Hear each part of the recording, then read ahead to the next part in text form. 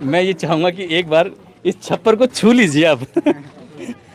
क्योंकि आपकी मतलब आईएएस तो कई सारे लोग बने हैं, लेकिन इस छप्पर ने आपको जो दिलों तक पहुंचाया है, जी जी ये वो छप्पर है। इसके जी। बारे में भी दो चार बातें बोल दीजिए कि इसके बारे में मैं दो चार लाइनें यही बोलना चाहूँगा कि मैं ये जो सीन है मैं हमेशा अपनी नज़रों में रखूँगा, हमेशा अपने जहन में रखूँगा। ये मुझे एहसास कराता रहेगा कि मैं कहाँ से उठ के आया हूँ, और मेरे जैसे जो लोग हैं या समाज के जो ज़रूरतमंद लोग हैं, ये मुझे प्रेरित करेगा कि मैं उनके बारे में अच्छा सोचूँ। मैं कभी अपनी इस जो मेरा बैकग्राउंड है इसको ना भूलूँ। कभी मैं नमस्कार, जय हिंद, वंदे मातरम। आप सभी लोग कैसे हैं? उम्मीद करता हूँ आप सभी लोग बहुत अच्छे से होंगे और आपके घर परिवार में आपके माता पिता भी बहुत अच्छे से।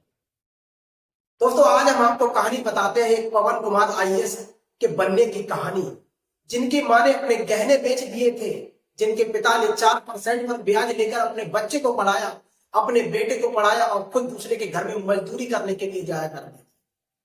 जिस तीनों बहनों ने मिलकर कभी सजना संवरना नहीं सीखा, उन बहनों ने अपने भाई को एक शख्सियत हासिल करवा दी और अपने भाई पर वो गर्व महसूस कर रहे हैं।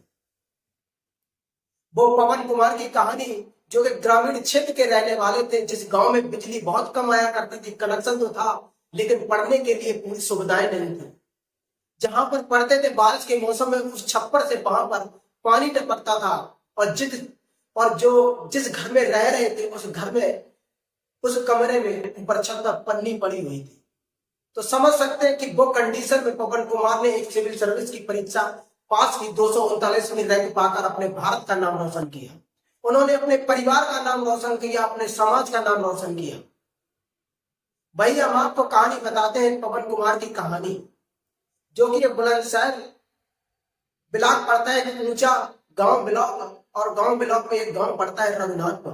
वहां के रहने वाले, उनके पिता का नाम मुकेश और उनकी माता का नाम सुमन देवी, और उनकी 3 बहनें, तीनों बहनों ने मिलकर जो मजदूरी किया करती थी अपने भाई को पढ़ाने के लिए, वो मजदूरी करने जाया करती थी। तो पहले वाली का नाम, जो उनकी बड़ी बहन थी, उनका नाम था गोल्डी। गोल्डी ने, जिन्होंने बीए की परीक्षा पास कर ली, और दूसरे नंबर की थी सृष्टि, जो कि बीए की परीक्षा एग्जाम दे रही थी, और सबसे छोटी वाली का नाम था सोनिका। सोनिका जो है वो इंटर की परीक्षा दे रही थी। इन तीनों बहनों ने मिलकर अपने भाई को एक आईएएस कलेक्टर बना दिया, डीएम बना दिया। 2017 में पवन कुमार को उनके पिता एक आर्मी में भेजना चाहते थे, क्योंकि घर की परिस्थिति उनकी ठीक नहीं थी। लेकिन पवन कुमार ने अपने पापा से कहा कि पापा, मुझे बस थोड़ा अवसर दे दो, मैं सब कुछ बदल के रख दूंगा। और जैसी बात, अपनी बात अपने उन्होंने पापा से कहा, अपनी माँ से कहा, तो उनके पापा की आंखों में आंसू आ गए। तो उन्होंने कहा कि बेटा, अगर आपने मुझसे कहा है तो मैं सब कुछ तुम्हारे लिए करने के लिए तैयार हूं। बस बेटा, इस घर की स्थिति ठीक नहीं है, 3 बहनों की शादी करने वाले हैं, कैसे होगी। लेकिन पवन कुमार के ऊपर एक 3 बहनों की शादी करने के लिए बोझ था, और खुद जो ब्याज पर उनकी माँ ने पैसे लिए थे, जिनके पिता ने पैसे लिए थे, जिनकी माँ ने जेवर अपना गिरवी रख दिया था, उसको कैसे निपटाया जाए। तो पवन कुमार ने इतनी बार जब अपने पापा से कहा कि हमें थोड़ा अवसर दे दो, तो पिता ने कहा कि बेटा, और हर माँ बाप चाहते कि अपने बेटे के लिए तरक्की में कोई कसर ना छोड़े। अगर अपनी माँ से कोई भी बात कहता है, पिता से कोई भी बात कहता है, चाहे अपनी एजुकेशन से लेकर बात हो, या अपनी लाइफ की बात हो, या लाइफ पार्टनर बनने की बात हो, कभी माँ बाप ये नहीं चाहते कि मेरा बेटा कभी हम सबसे कोई काम है। वो हर समय चाहते कि बेटा हमसे ज्यादा नाम रोशन करे।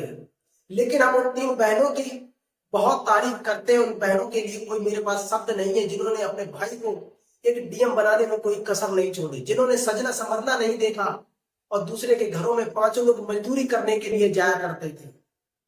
आज उन बहनों ने अपने भाई को डीएम बना दिया। जिस भाई के तरक्की में जिस बहन का हाथ हो, और जिस भाई का हाथ हो, समझ लो उसको जीवन में सब कुछ मिल गया। उसने माँ बाप से ज्यादा उसको सब कुछ मिल गया, क्योंकि ऐसे बहुत कम लोग होते हैं जिसके तरक्की में बहन और भाइयों का हाथ होता है। परिवार वाले तो जलते ही हैं। और वही इनके घर पर हुआ कि जब इनके घर पर जो आवास योजना, जो प्रधानमंत्री आवास योजना का जो इन्होंने फार्म भरा था, इनके पास जो घर नहीं था, और घर भरवाने के लिए इन्होंने प्रधान से जाकर इन्होंने फार्म भरवाया। लेकिन वहां पर प्रधान ने मिलकर उनके फार्म में गड़बड़ी कर दी और उनको घर नहीं मिल पाया। इनके घर पर एक उज्ज्वला योजना के तहत जो कनेक्शन मिलता है, प्रधानमंत्री पेयजल उज्ज्वला योजना के तहत एक कनेक्शन भी नहीं था जिस कनेक्शन से वो गैस पर खाना बना सके। तो आप समझ सकते हैं कि पवन कुमार की कहानी कितनी कठिन रही होगी, किन परिस्थितियों से गुजरी होगी। ग्रामीण क्षेत्र से पवन कुमार ने सिविल सर्विस की परीक्षा पास की।